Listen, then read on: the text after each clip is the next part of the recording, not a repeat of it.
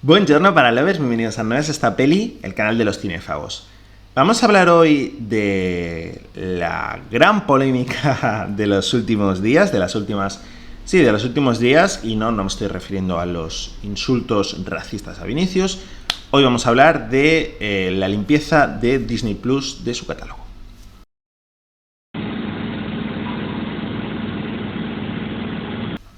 Antes de nada hay una cosa bastante importante que hay que comentar, ¿no? Es muy habitual que los servicios de vídeo bajo demanda eliminen contenido del catálogo. Y es habitual por una sencilla razón. Sobre todo Netflix, porque esto es una cosa muy de Netflix, pero es una cosa que se da en varios servicios, no solo en Netflix, también por ejemplo en el Prime, en todos los servicios de vídeo bajo demanda en general.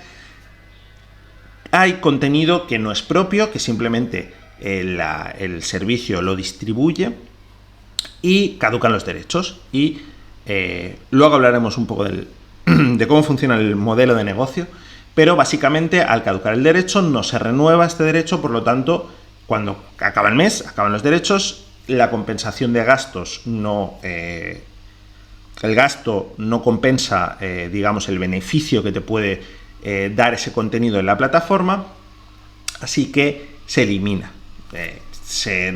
No se renuevan los derechos y dejan de estar en la plataforma. Como digo, es muy habitual, Netflix lo hace mucho, cada mes entra mucho contenido, pero cada mes también sale mucho contenido.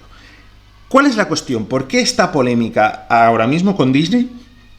Si esto es algo relativamente habitual.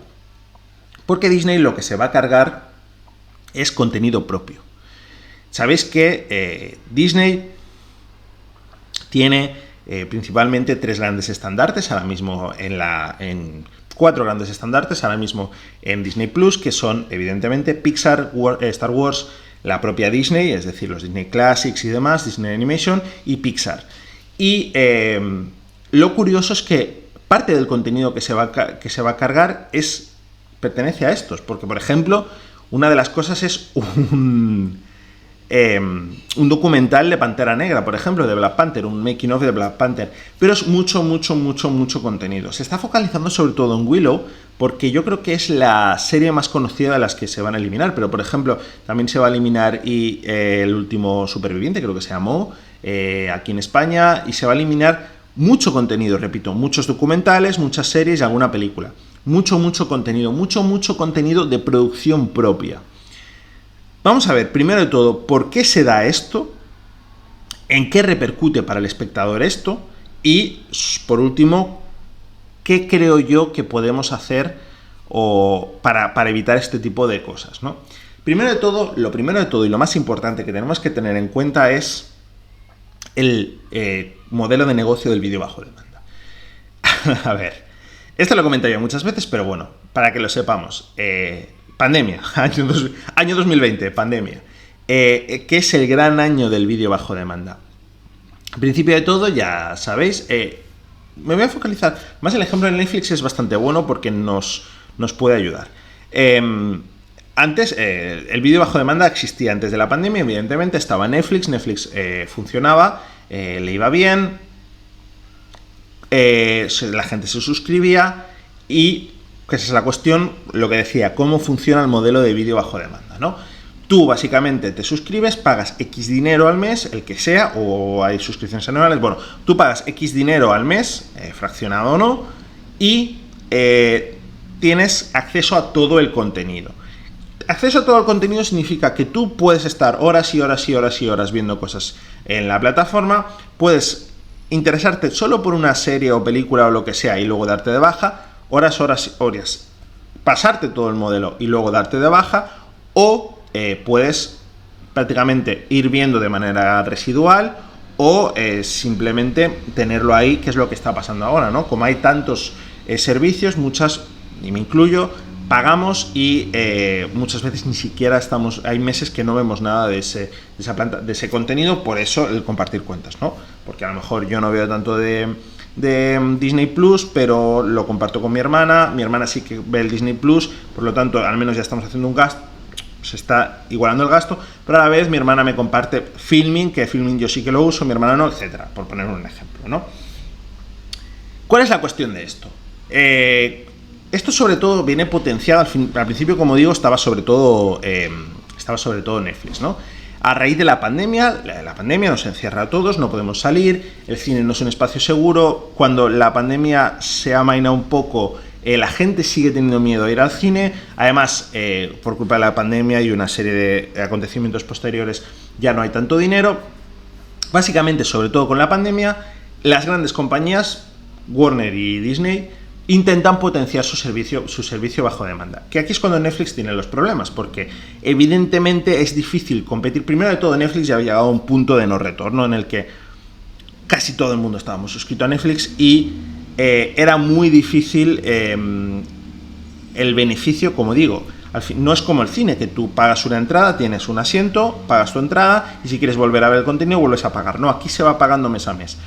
Si la gente no se suscribe, ya dejas de tener un beneficio, pero a la vez tienes que seguir nutriendo, tienes que seguir haciendo girar la máquina, tienes que seguir dándole contenido para que no solo no se te suscriba gente, sino que la gente que tienes no se te desuscriba, es decir, para que no pierdas dinero, que es un poco lo que ha pasado. Todos conocemos el caso de Netflix, eliminar las cuentas compartidas para intentar que si antes había 4 personas usando una cuenta, esas 4 personas las pagaran.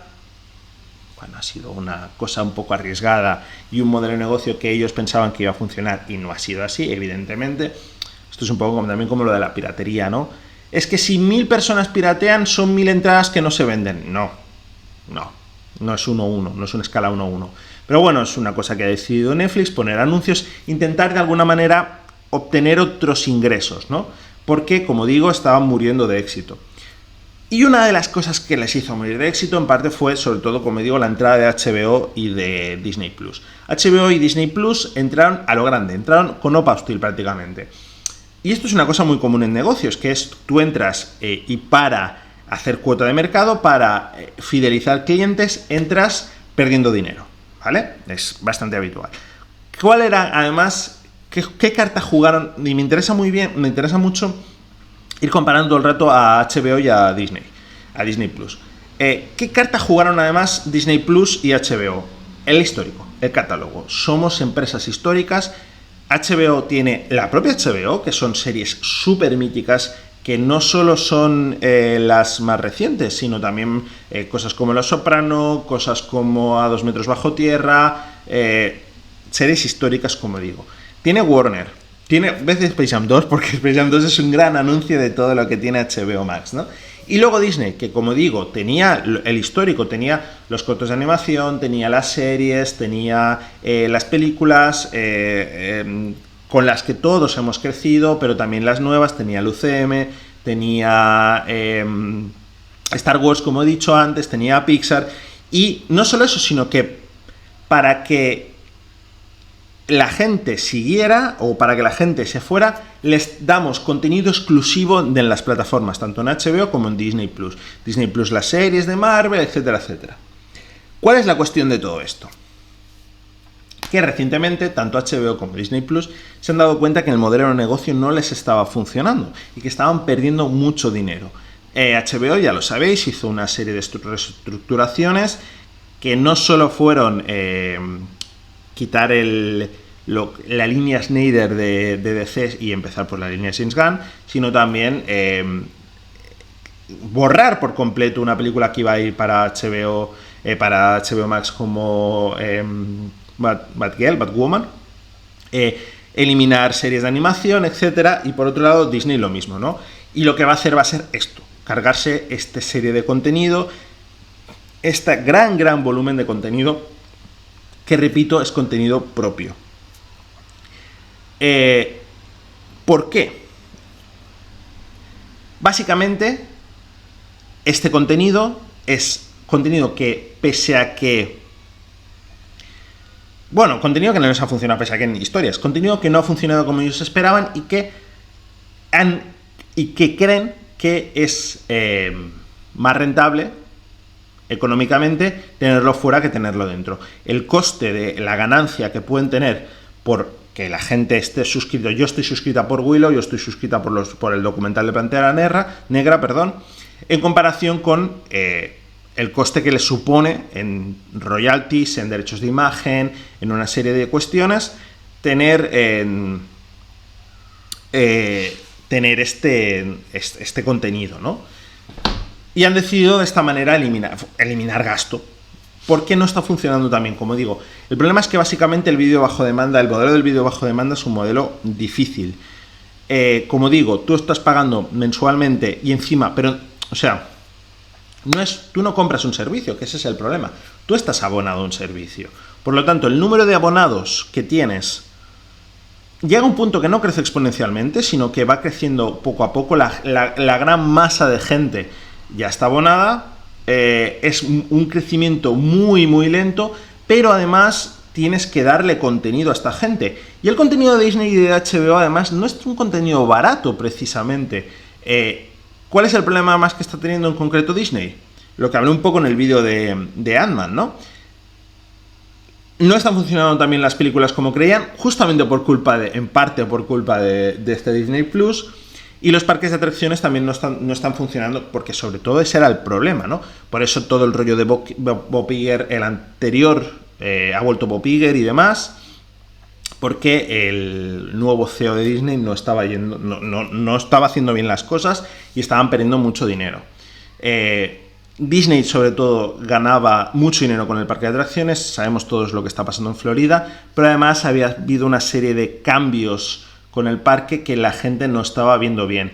Hay que tener en cuenta una cosa, la pandemia se acabó, pero sigue una crisis económica muy fuerte, que si bien es cierto que de cierto modo les ayuda, en el sentido de, yo me quedo en casa viendo, es más barato quedarme en casa viendo una peli de Disney o de Netflix o de HBO que estar en el cine. Mucha gente tiene muchas ganas de salir y además una serie de malas prácticas está haciendo que mucha gente vuelva a piratear. Esto es así. Entonces, no solo, como digo, no están teniendo más abonados, sino que encima los están perdiendo. Y en caso de Disney y de Warner, la pérdida era una especie como de inversión, ¿no? Podían sufragar esas pérdidas que tenían estos servicios porque ganaban dinero por otro lado, ¿no? Pero ese dinero no está llegando. Por lo tanto, han hecho borrón y cuenta nueva y han intentar reformular el modelo de negocio. Como digo, esto lo ha hecho Netflix, lo ha hecho Disney y lo ha hecho HBO. Fácil. ¿Qué ha hecho Disney? Como digo, cargarse gran contenido de la plataforma de producción propia. Esto es importante, de producción propia, ¿vale? Porque, como digo, como decía antes, les suponía un coste en derechos de imagen, en IPs, en royalties. Por ejemplo, si nos vamos a ejemplos. Y el último superviviente y el último hombre en pie, no me acuerdo cómo se llamó, era una serie basada en un libro. Tienes que estar pagando derechos no sé cómo es el contrato exactamente, pero es una IP externa. Willow es el ejemplo más claro porque es la IP más conocida, pero igualmente tienes que estar pagando derechos también.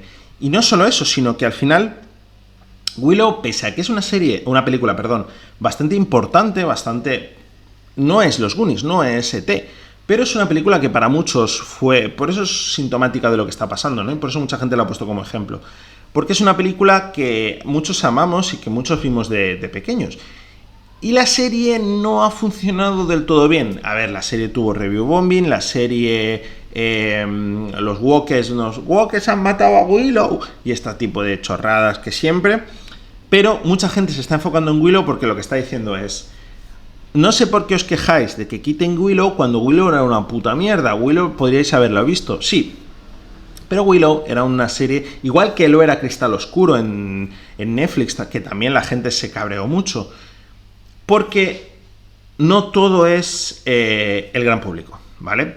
Es importante es muy importante para una plataforma intentar tener más nicho de mercado, ¿no? Que no todo sea la super serie, la que ven 4, 5, 10 millones de personas. También es importante que el friki, que además el friki tiene un perfil muy concreto, porque el friki es el que consume merchandising, el friki, y esto es Star Wars llevado a la máxima potencia, porque Star Wars al final sí que la ven 10 millones de personas, pese a que la gente diga que no, nadie conoce Star Wars. Star Wars es la gran IP, pero Star Wars es un ejemplo porque se consume mucho de merchandising. Y lo mismo pasaba, por ejemplo, con Cristal Oscuro, lo mismo podría pasar con Willow. A lo mejor no te lo iban a ver 10 millones de personas, no te lo iban a ver ni siquiera 2, pero a lo mejor 500.000 personas te lo ven y esas personas es más propensas a comprar merchandising y a tener contento al friki, ¿no? Que se dice tener contento al fan. Que no tener una serie de contenido de culto que no es súper consumido por las masas, pero que es, como su propio nombre indica, de culto, ¿no? Y que el propio fan de ese contenido lo consume y lo consume con fervor, consume merchandising y está contento porque lo tengan. Sin ir más lejos, otro ejemplo, otro ejemplo es Deep Jangling en Netflix, ¿no? No era una serie de masas, pero sí que era una serie de culto, serie además de la BBC primero y luego una segunda temporada de Netflix que para mi gusto no fue tan buena, pero bueno. Y eso es un poco la cuestión. Da igual, primero, como modelo de negocio, pese a que es una cosa que se han visto obligados a hacer, no es lo más inteligente y es un precedente peligroso, y ya lo vimos con Netflix. Y segundo, y lo más importante, ¿en qué afecta? ¿En qué nos afecta a nosotros que quiten contenido? Ya, pero si ese contenido es una puta mierda. Ya, pero ese contenido que sobre todo, y repito por 10ª vez en el vídeo, es producción propiedad de Disney, significa que al ser producción propiedad de Disney es muy poco probable que la veamos en otra plataforma. Por lo tanto, tenéis el listado por internet, no lo voy a poner porque es un listado realmente alto. Es verdad que hay cosas que es probable al ser de Hulu o al ser bueno, sobre todo de Hulu, los tentáculos que tiene Disney, ¿no? Por las múltiples subcompañías que tiene Disney, pues es relativamente habitual o puedes llegar a pasar que se vea en otra plataforma, ¿no? Pero con muchas no. Con Willow, por ejemplo, es muy complicado, ya os lo comento. Hay muchas y los documentales que hablan de los documentales making of de Disney, ya os digo que esos no se van a ver en otra plataforma.